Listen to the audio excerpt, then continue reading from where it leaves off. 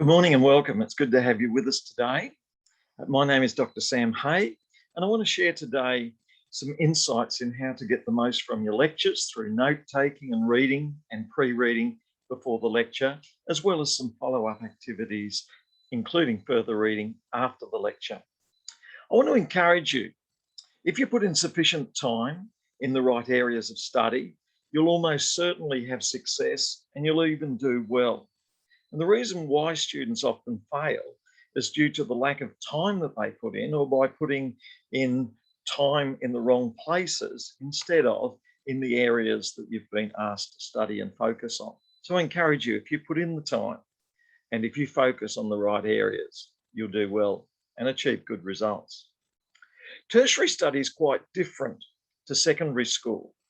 The times and the study guidelines at secondary school are often given to you, but at tertiary study, each individual has to manage their own time schedules and what time they put in to each activity. So the student's expected to set aside sufficient time and to manage their time well. For example, for every 3 hours that you put into lectures, you're expected to put in 7 to 8 or 9 extra hours study outside. About half of this will usually go into doing the assignments themselves, but that still leaves some hours of study time to spend before the lecture and after the lecture looking at the material that's being covered. If you don't put that extra time in, then it's likely that you're not going to fully understand the material that's covered and learn all that you can and grow as much as you can in your understanding of the topics that you're looking at. In a sense, you're on your own, and there's many reasons for this. Students might ask, why are we expected to organise so much of our own time and so much of our own understanding? And that's because when you graduate, at the end of your studies of 3 years or so, doing a bachelor or more years as postgraduate, you're expected to have the skills to be able to organise yourself, to be able to communicate well, to be able to find the literatures that you're looking at, to be able to evaluate them. And that can't happen if it's all done for you. It's like learning to ice skate. If you just have some instruction on how to do it, but don't go out and do it, you're never going to be good at that sport. Or learning to ride a bicycle. If you read some instructions on it but don't get on a bike, that won't help you to accomplish all that you need. Like medicine and nursing, you need to put in the practice. And so too, in order to do tertiary study well and to achieve a good understanding of your subject, you need to be able to organise your time, you need to be able to organise your reading, you need to be able to organise your communication through the assignments or exams that you've been called to participate in and to do. Each subject provides you with some guidelines as to what reading and study you're expected to do. And this is often in the unit handbook and also in the online material, and also other insights that are given during the lectures. And you're also expected to search out a lot of information not covered in detail in the actual lecture or in the brief introductions and notes or in the handbook. Again, you're on your own. You're encouraged to expand and explore an understanding of that subject, to identify what are the contemporary scholars and literatures that should be looked at, to avoid going off on a tangent, to keep focused, and then to read and reread and take notes so that you get a full understanding from what you read. And the further through your study you go, the more you'll be expected to do all of these studies on your own initiative. You're going to also face some different viewpoints and even contradictions in your study. And again, you could ask, why is this so? Because at a basic lower level of study, such as some certificate courses, you're told what you should believe, what you should think. But at tertiary education, you're expected to be able to evaluate different viewpoints and to discern what's true and not true. A bit like in medicine, where someone comes in with an injury or an illness, you're not going to be told this is the illness that they have. You have to compare different viewpoints on it. And so too, when looking at the claims of different scholars and authors and looking at the claims in a lecture, you have to be able to evaluate which ones have the most evidence, which ones have the most support, and why. So you're expected to be able to justify your decisions and be able to provide evidence and scholarly support from the decisions that you arrive at, drawing from the scholars who've looked at these topics and provided the material that you're using. To get the most out of the lectures, I encourage you to do some pre-reading, to pay attention during the lecture itself, and also to do some follow-up reading. But before I speak about this, I want to speak about another question that I've been asked. And this question is, what about the balance between my own views and the views of the scholars that I read about? And in one sense, if the scholars have put in 20 years of study and they've interacted with scholars from all around the world, and that they've completed master's, PhD, and then they've gone out and taught and studied and interacted with many other scholarly sources, and you've only put in 3 or 4 weeks study, then you should put a lot of emphasis on the scholars and what they've found and the evidence that they have used. And this leads some lecturers to say that it should be 90 or 100% the scholar's thoughts and not so much your thoughts as a student. However, you also are a valuable thinking person yourself. And if you're ever going to get good at being able to study and collect the information, you need to practice expressing your views as well. And so I would say up to 50% of the ideas that you're communicating should come from you and not just from the scholarly sources. But when it comes from you, you need to be able to say, this is the evidence, this is the research that you have collected, and these are the scholars who are in agreement with what you have said, and these are your answers to those other scholars and writers who have different viewpoints. So yes, you should learn to express your viewpoints, to show that you have agency and that you have thought deeply about the ideas that have been researched. And yes, there should be some measure of originality and original thinking, particularly to get higher marks. But at the same time, you need evidence and support, and you need to show that you're fully engaged with all the questions that are asked. To do well in the subject, you also need to do well at attending to the lecture material, noting what has been said in the lectures, and doing further study after the lectures are completed.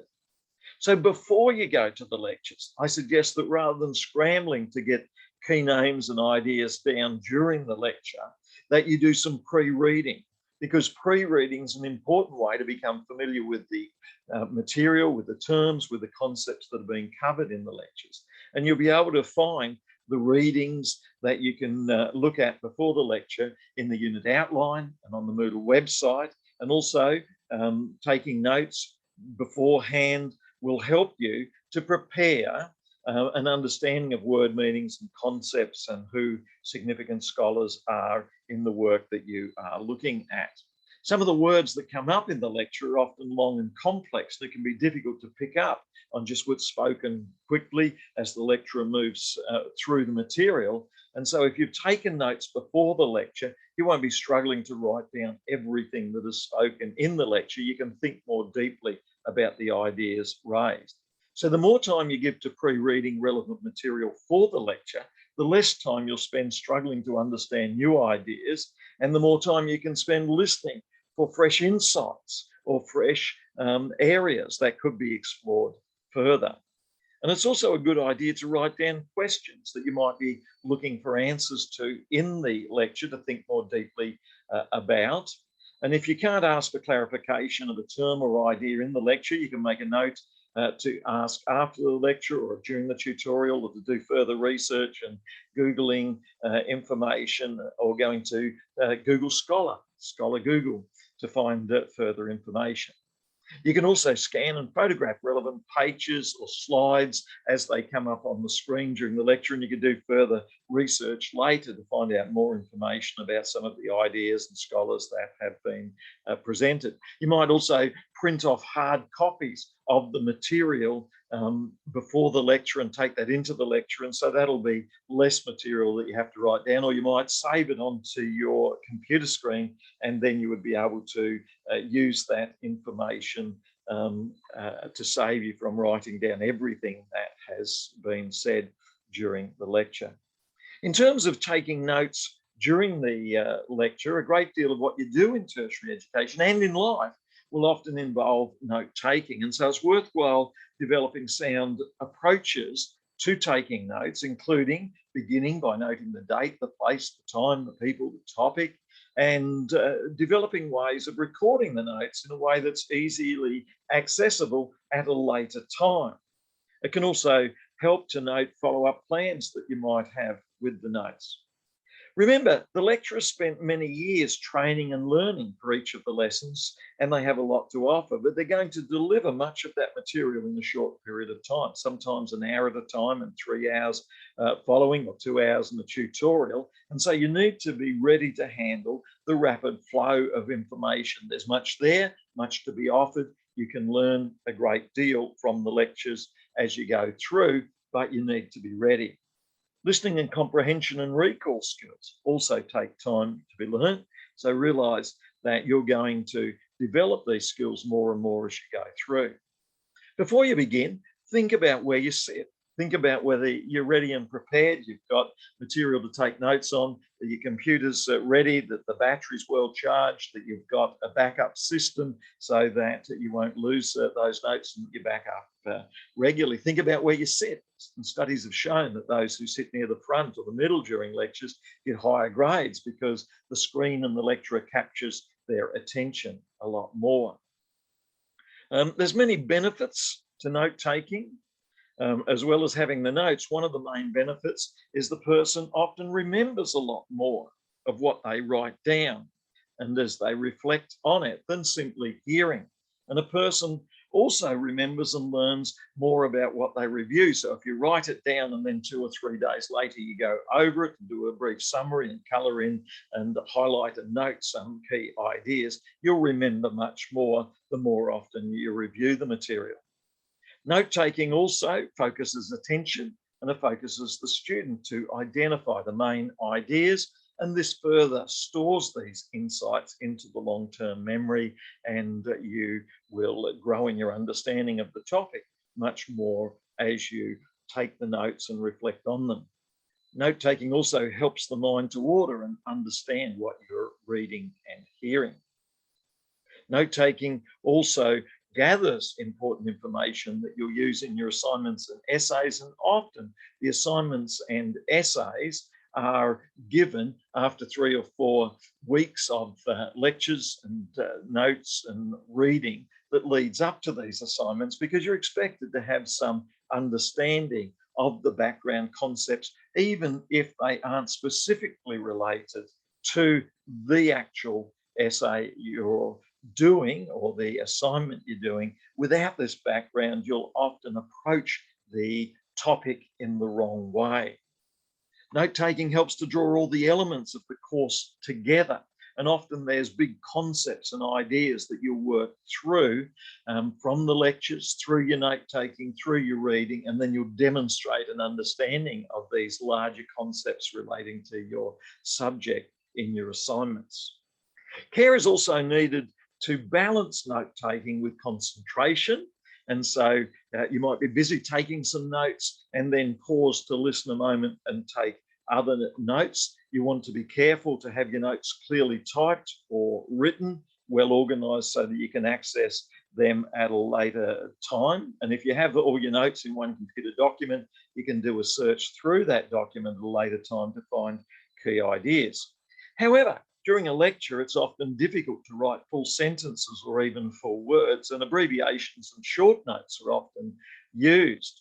And at times, I like when I can to work with full sentences. It's good to practice writing skills, but you can't always do that in a lecture, and so abbreviation systems are often used. You might use PSY or the symbol PSI for psychology rather than write it out in full, and you could use arrows to show connections between points and ideas that you make, and you can follow up some of these key ideas and words and names later rather than write down full notes as you go through. So it can be a trap to attempt to write down every word that's said. You've got to spot the important concepts and ideas. and you've got to summarise the major points that are said. And sometimes a mind map can be a useful tool for some students who like to use visual pathways to understand the linkages between things. Don't forget to look carefully for the names of key scholars, key ideas, and you can research some of these later after the lecture. Also, make sure that you have got references to key works and scholars. In full, these references will include author, title, date, publisher, place of publication, page numbers, etc. You might be able to gather some of those before or after, or you might get a few key terms that are put up on the screen that you'll be able to chase up at a later time. But most importantly, make sure you back up your files and your notes. Sometimes I even send an email to myself and put the notes in that email, and so they can't be lost in that. They're out there in the circuit of emails that are going towards my computer. You know, maybe even able to audio record the lecture, or there may be audio recordings on Moodle. One of the most important skills to develop as well is critical thinking, listening skills. And so at a basic level, people often want just the knowledge, but as a person matures in their understanding of a subject, we also want students who are skillful in thinking carefully about what is being said. Most students find their main goal is often just gathering the information, but at the same time, it's important to develop critical thinking about the way the information is to be evaluated. Questions should be asked such as, what are the opinions being presented and what support is being given? How valid do you think the ideas are and why? And are there things you disagree with?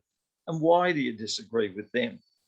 You might want to ask, do the ideas being presented line up with your ideas, and why or why not? And do you need to shift your ideas, or do you need to think more deeply about the scholars' views that are being presented? And sometimes truth is not just one view or another view, but it is a complexity that involves multiple dimensions and perspectives that include aspects of both views. One of the things that you certainly won't be able to avoid is the huge amount of reading that you're often asked to do. And often this can appear daunting when you have huge textbooks and then you're told that there are another 5 or 10 scholarly resources. And when you're doing an assignment, you're often looking at 10 or 15 or more scholarly works that you need to look at. This can be apparently overwhelming. And there's a few ways in which you can manage this well. One of the ways is to use the SQ4R research method. So SQ4R, S for survey, Q for question, and then 4 R's, read, reflect, recite, and review. Let's begin firstly with the survey method. Rather than needing to read a whole book, there may be just a few pages in one chapter that are going to be most relevant to what you're looking at. Survey. So look briefly at the index and contents page and locate the chapters that are going to be most useful for you in your study, in your understanding, and in assignments that might be coming up. Look at the heading and the key terms and flip through the chapter quickly to get a sense of what is being covered. And then you can go back and focus on the paragraphs that are most important. Survey, a good way to begin. You might even read the back cover, read the inside to the covers. You might quickly Google, ask for a summary of the book, ask for some information about the author through Google, and then quickly make a note of that before you look at the book and the chapter more closely. Question. A good way to begin looking at a resource and a reading is to begin with some questions that you want to keep in mind. For instance, what questions and what ideas are going to be most central to you in your study? So you can turn statements and headings into questions. For instance, if you're doing a study on greenhouse warming and the heading says greenhouse warming, rather than just seeing the heading, you can ask some questions. What is greenhouse warming? Why does it occur? What are the main differences in viewpoint, and why do people hold these differences in viewpoint? It's often the strength of the questions that you ask that improves your capacity to critically evaluate the different viewpoints and responses. In terms of the 4 R's, firstly, read, skim through the chapter, look for the relevant paragraphs, and then start with the most central and relevant paragraphs and read them first. R2, reflect. Think about the main ideas and look at ways in which you can write down the main ideas of scholars and viewpoints in your own words. And you might want to go for a walk, think about these ideas, and come back and write down your views, your processing of these main ideas in your own words. You begin to own the work and you begin to express your ownership of it and your originality in that ownership of it. R3, recite. Without looking at the text, restate the question and answer in your own words as you recite and own the material more fully from your perspective and point of view. Be authentic, be real. And R4, review. At the end of each page and section, just look back over your notes and write down a summary statement, colour in some key points, write some headings to review what you have looked at as you go through this material. So I encourage you today, as you begin to face further lectures ahead, that you think about the ways in which you can prepare beforehand, do some pre-reading, take some notes before you go into the lecture, ways that you can get much more out of the lecture by engaging more fully with the ideas and the scholars and the concepts that are being presented, particularly through pre-reading, and then through reading after the lecture using the SQ4R approach, looking for other resources and resources that have been mentioned on the web, on your notes, in your outline. And I also encourage you in your note taking to look at ways of improving your note taking, collecting more notes, using them as free future resources. And I encourage you, don't throw your notes out in the months and years to come, or you're reading material that you're gathering out. You might find that in 2 or 3 years or in future years, you've got a use for that. So I encourage you, if you put in the time, if you keep focused on those areas, you'll develop and grow in your understanding of the topics that you're studying and working with.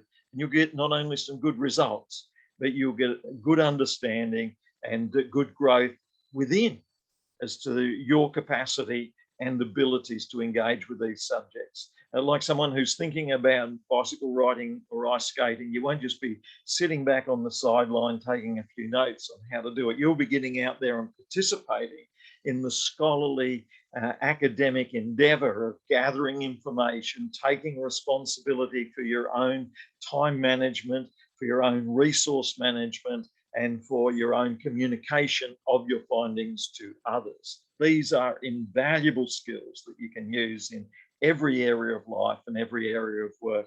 And I encourage you to put the time in to developing them well. Thank you for this opportunity to share with you.